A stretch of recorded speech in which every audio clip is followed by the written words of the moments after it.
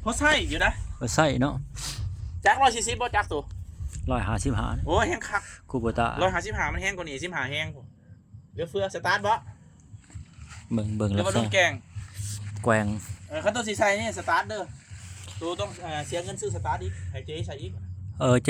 จ๊ เพ ใส่ ราะ ได้ ว่า เนาะ ท่านบ่ไหวได้เป็นเวลาปิดต่อพ่วงใส่ไฮดรอลิกใส่นั่นหนักเด้แกงบ่อยากไหวเด้ มันต้องสตาร์ท มันต้องมีค่าค้ำแบบนี้เนาะเฉพาะเห็นเขาเจ้า สุด ลง หนา ยู มัน ทู จะ บ เป็นสุดมันเลยนะเฮ้ยมันจะเป็นสุดมาเลยสุดเท่าหนา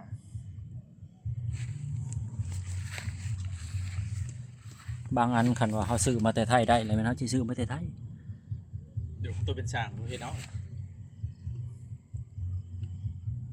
ซื้อมาแต่ไทยก็บ่ได้ซื้อหยังหลายดอกนี่นะมีแต่โค้งของมันนี่น้อยเดียวนี่กับตัวนี้นี่ระบบพวงมาลัยนี่แบตเตอรี่นี่ก็บ่ได้เอานี่แบตเฮามีมันละตัวนี้เฮาก็บ่เอานี่เฮามาตัดใช้นี่ ตัวสิเฮ็ดเองเอาเดี๋ยวนี้เฮ็ดเองไหวบ่ เฮ็ดเองก็ได้ เพราะเรื่องเครื่องมือไหนตรงนี้ครบแล้วอุปกรณ์ดัดหลอกดัดลิฟต์ เฮามีหมดเลยนะ เด้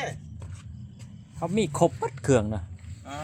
ตัวเมียสิบ่ เฮาซื้อเอาไว้แต่ตอนเฮาเฮ็ดเวียกพุ่นน่ะเครื่องมือ เจ้ามักคือประเภทประดิษฐ์เนาะเครื่องประดิษฐ์เนาะ แม่นดีแบบเครื่อง DIY เนาะ แม่นเฮาซื้อมาไว้หมดล่ะ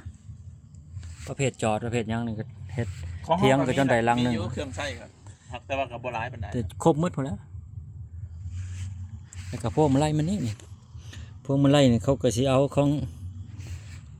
อิหยังก็อีซูซูอันนั้นบ่แม่นนะรุ่นน้อยๆหั่นนะ รุ่นปฐมประธานแท้ ไม่ต้องประทานมาใส่ บ่แม่นไฮดรอลิก